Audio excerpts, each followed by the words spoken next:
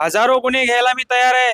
अरे जेलात जायला मी तयार आहे, मरायला सुद्धा मी तयार आहे. कारण मी गरिबी पाहिली आहे, माझ्या बापासाठी मी लढलोय आणि माझ्याकडे दोन पर्याय होते की शांत बसून शपूट घालून शांत बसायचं आणि दुसरं छाती ठोकून लढायचं. तर मी छाती ठोकून लढायचा पर्याय निवडलाय आणि मी शेवटपर्यंत लढणार आहे. जोपर्यंत श्वास आहे तोपर्यंत लढणार आहे. कुठल्याही राजकीय पुढाऱ्याला, कुठल्याही अधिकाऱ्याला जुमानणारा हा साबळे नाहीये. हा गोरगरीब कष्टकरी शेतकऱ्यांच्या बांधावर तयार झालेला नेतृत्व आहे आणि हा शेवटपर्यंत, शेवटच्या श्वासापर्यंत लढत राहील. आणि अधिकाऱ्यांना असं वाटत असेल किंवा हा संताप केला, जेलात टाकलं, वर्षभर जेलात टाकलं, तडीपार केलं तर साबळे शांत बसेल. साबळे हा शांत बसणाऱ्यातला नाही. साबळेला तुम्ही बेड्या ठोका, साबळेला तुम्ही गोळ्या ठोका, साबळे शांत बसणार नाही. गरीब कष्टकरी बांधवांसाठी लढणारा मी मुलगा आहे आणि ज्या ज्या वेळी अन्याय होईल त्या वेळी माझा आवाज तुम्हाला दिसेल, हे लक्षात ठेवा.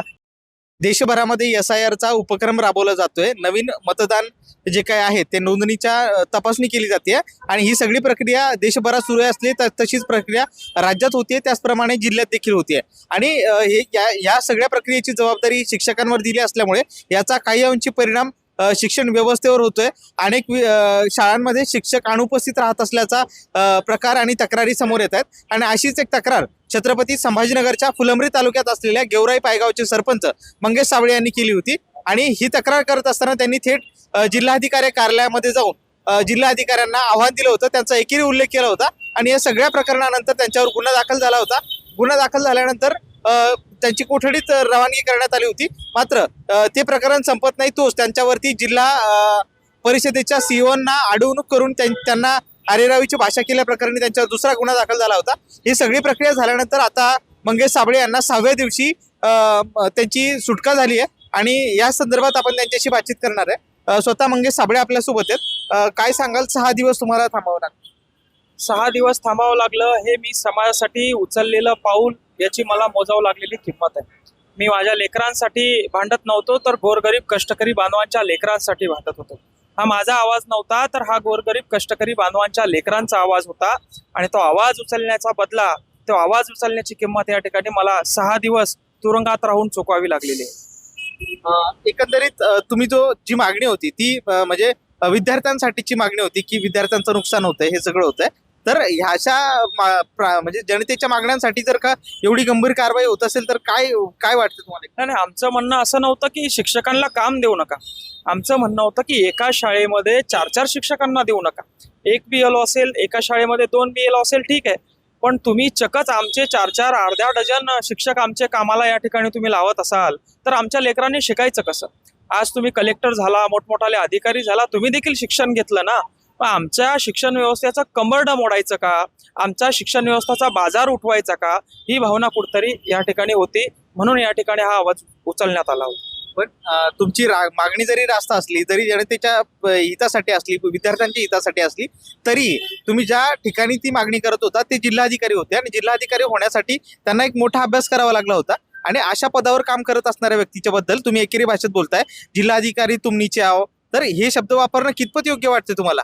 जर आम्हाला तुम्ही वरती येऊ देणार असाल तर आम्ही तुम्हाला खाली बोलवणारच ना. शासन प्रशासन आमच्यासाठीच ना, की तुमचे खिशे भरण्यासाठी आहे. आज आपण पत्रकार बांधवात, आपण समाजात बघतात, महाराष्ट्रात बघतात, अख्ख्या महाराष्ट्राचा विषय सांगतो. जन्माची नोंद काढायची तिथेही पैसे लागतात आणि मृत्यूचा दाखला काढायचा तिथेही पैसे लागतात.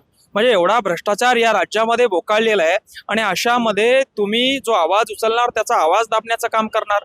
आज या ठिकाणी काल मी आवाज उचलला, 1 महिन्यापूर्वी आवाज उचलला, त्यातून काय फायदा झाला त्या आवाज उचलण्याचा तो देखील मी मीडिया समोर सांगितला होता. मग अशा वेळी आम्ही आवाज उचलूच नाही असं तुमचं म्हणणं आहे का?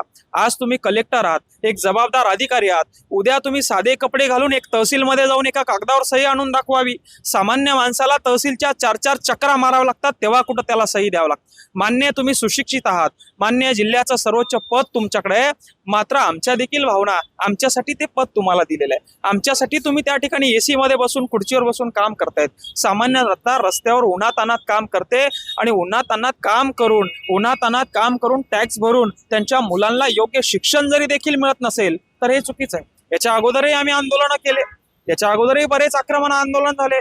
पोलिसांना आम्ही अशा भाषेत बोललो नाही, कलेक्टर साहेबांना कधी आम्ही अशा भाषेत बोललो नाही. पण हा शिक्षणाचा प्रश्न होता.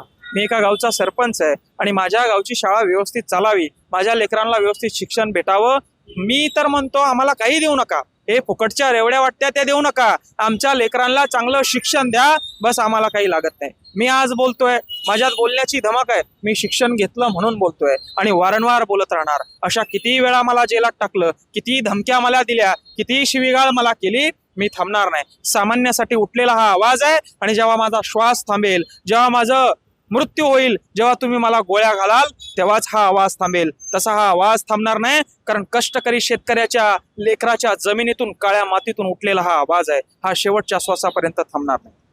बरं, तुम्ही म्हणालात की तुम्हाला जिल्हाधिकाऱ्यांनी वरती येऊ दिलं नाही, तर ही जी तुम्ही मागणी करतायत ही कायदेशीर पद्धतीने किती दिवस अगोदरपासून करत होता, किती ठिकाणी तुम्ही याच्या संदर्भात पाठपुरावा केला आणि किती दिवसानंतर येत आलं, तर त्याच्या संदर्भात ते काय? संबंधित तहसीलदारांना, नायब तहसीलदारांना, शिक्षणाधिकाऱ्यांना वारंवार फोन करून 1 महिन्यापूर्वी ग्रामसभा झाली होती. ग्रामसभेमध्ये आमचे शिक्षक जाणार नाही, फोन केला, आवाज ओपन केला. 100-200 लोकांसमोर शिक्षण अधिकाऱ्यांनी शब्द दिला की माझा शब्द आहे, तुमचे शिक्षक जाणार नाही, आणि तो शब्द त्या ठिकाणी त्यांनी पाळला नाही. दुसऱ्या दिवशी आमचे 4ही शिक्षक निघून गेले. मग आम्हाला राग येणार नाही? आम्हाला तुम्ही खोटं बोलणार, सरपंचाला ग्रामसभेतून फोन लावला तर हो सांगणार आणि इकडे जे करायचं तेच करणार. बरं, आम्ही कुठं स्वतःच्या माया लेकरासाठी मी म्हणत होतो, माझ्या गावच्या इतरही गावच्या लेकरांचं शिक्षण आहे, त्यांच्याकडेही लक्ष दिलं पाहिजे. शिक्षकांना काम देऊ नका असं आमचं मुळीच म्हणणं नाही. काम द्यावं, पण आमच्या लेकरांचं शिक्षण उद्ध्वस्त करू नये, आमच्या लेकरांचं भविष्य उद्ध्वस्त करू नये, तर त्यांची काळजी घ्यावी व इतर कामं त्यांना द्यावे, हेच आमचं या ठिकाणी म्हणणं. मी याच्या अगोदर तुम्हाला एक प्रश्न विचारला होता की तुम्ही जिल्हाधिकाऱ्यांना एकेरी भाषेत उल्लेख केला, याची तुम्हाला शिक्षा भेटली आहे, म्हणजे तुमचा रुग्ण दाखल झाला, 6 दिवस थांबावं लागलं, तर कुठेतरी पश्चाताप होतोय, एवढ्या मोठ्या अधिकाऱ्याला आपण असं बोलायला नको होतं असं कुठेतरी वाटतं? हे बघा, तुम्हाला शब्दाचा खेळ वाटला असेल, माझे शब्द बोचरे वाटले असतील, पण माझ्या भावना या ठिकाणी दिसल्या नसतील. अधिकाऱ्यांना मी बोलतो, माझ्या भावना या ठिकाणी तुम्ही बघायला पाहिजे. मी बऱ्याच वेळेस आंदोलन केले, पण कधी आरेरावी केली नाही. कधी पोलिसांना, याच्या अगोदर माझ्या आंदोलनं बघा, पोलीस प्रशासनाने मोठा केलेला मी नेता आहे. पोलिसांनी मला जपून या ठिकाणी जपून, कारण मी समाजासाठी भांडतो, कधी त्यांनी, पण यावेळी माझ्यावर गुन्हे दाखल करण्यासाठी, मला मागच्या आंदोलनाचे गुन्हे उकरून काढून कलमा दाखल करण्याचं काम या ठिकाणी झालं, विनाकारण त्रास देण्याचं काम झालं. कलेक्टरच्या बद्दल तुम्ही बोललात, त्याच्याबद्दल तुम्हाला पश्चाताप वाटतोय? आपण जिल्हा अधिकाऱ्यांना असं बोलायला नको होतं? मुळीच मला पश्चाताप वाटत नाही. तो जिल्हा अधिकारी असेल, ते जिल्हा अधिकारी असतील तर शिक्षण घेऊन झाले, आणि शिक्षणासाठीच मी भांडतोय. मला टेंडर द्यावं, मला एखादं काम द्यावं, मला एखादं पद द्यावं म्हणून भांडत नाही. आमच्या लेकरांना शिक्षण पाहिजे, आणि त्या 4ही शिक्षकांच्या ऑर्डरवर जिल्हाधिकाऱ्यांची सही होती. तहसीलदारांना, नायब तहसीलदारांना, सीओला, शिक्षण अधिकाऱ्यांना वारंवार सांगितलेलं होतं, तरी देखील असं होत होतं, म्हणून हा संताप झालेला आहे. हा झालाही नव्हता, भेटूनही आलो, त्यांनी होही सांगितलं, मात्र असं केल्यानंतर दडपशाही करण्याचं जे प्रकरण झालं त्याच्यामुळे हा संताप झालेला आहे. आणि अधिकाऱ्यांना असं वाटत असेल किंवा हा संताप केला, जेलात टाकलं, वर्षभर जेलात टाकलं, तडीपार केलं तर साबळे शांत बसेल. साबळे हा शांत बसणाऱ्यातला नाही. साबळेला तुम्ही बेड्या ठोका, साबळेला तुम्ही गोळ्या ठोका, साबळे शांत बसणार नाही. गरीब कष्टकरी बांधवांसाठी लढणारा मी मुलगा आहे, आणि ज्या ज्या वेळी अन्याय होईल त्या वेळी माझा आवाज तुम्हाला दिसेल, हे लक्षात ठेवा. एवढंच या ठिकाणी मी सांगेन. आता दुसरं असं आहे की तुमच्यावर गुन्हा दाखल झाला तो जिल्हाधिकाऱ्यातला आंदोलनाचा, पण त्याच्यानंतर असा एक गुन्हा दाखल झाला जो 1 महिन्यापूर्वी जे तुम्ही जिल्हा परिषदेच्या दालनासमोर, म्हणजे सीओची गाडी अडवण्याचा प्रयत्न केला होता, त्याचा गुन्हा दाखल झाला. तर हे सगळं होत असताना असा एक चर्चा आहे की हे सगळं राजकीय षडयंत्र आहे. तुम्ही काही आमदारांचे बद्दल घोटाळे बाहेर काढले होते, त्यांच्याबद्दल तुम्ही वारंवार बोलत होता, या सगळ्या याच्यातून हे झालं असं वाटतं? आमदारांचे घोटाळे आहेच ना. अहो, त्या सीओची गाडी अडवली तर माझ्या गावच्या कामासाठी अडवली. मी घर बांधत नव्हतो, किंवा मला समृद्धी महामार्ग माझ्या शेतीतून जाणार आहे, माझ्या वावरातून जाणार आहे, आणि मी 5-50 एकर तिथं घेऊन ठेवली म्हणून गाडी अडवली नव्हती. मी आमदार नाहीये, मी बांधकाम विभागाचा मोठा अधिकारी नाहीये की 100 एकर जमीन माझ्या वावरातून समृद्धी जाणार आहे आणि मी घेऊन ठेवणार आहे.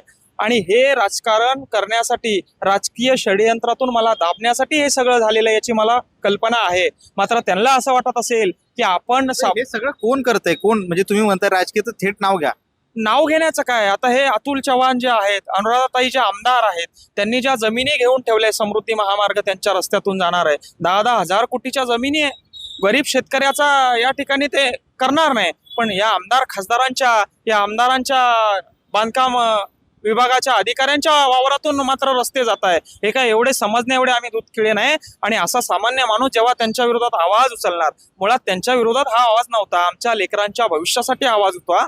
आणि अशा वेळी जर ते दाबणार असेल तर तुम्ही जेवढं दाबाल तेवढं या ठिकाणी हे आवाज उचलेल, एवढंच या ठिकाणी मी सांगेन.